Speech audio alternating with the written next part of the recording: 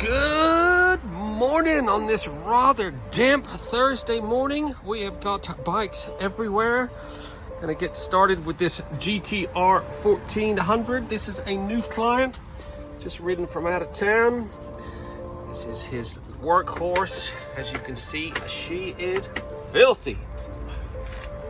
See if we can get a bit of life back into this screen. It's quite dull.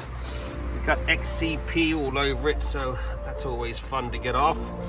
Get that exhaust all minted up, discs, polish everything else. We're going to cover it with ACF 50. Probably going to have to do a bit of paint correction on a few bits and pieces. I see the tank's quite scratched up here and there, so yeah, the full works basically. Let's get cracking as we've got quite a few to finish today. There you go, 2.5 hours later, this GTR 1400 has been trotted.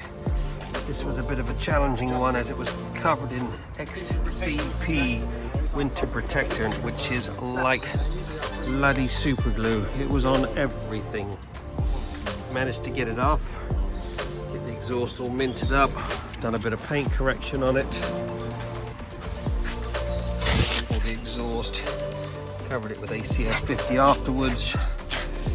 Much better stuff than that bloody XCP. Oh.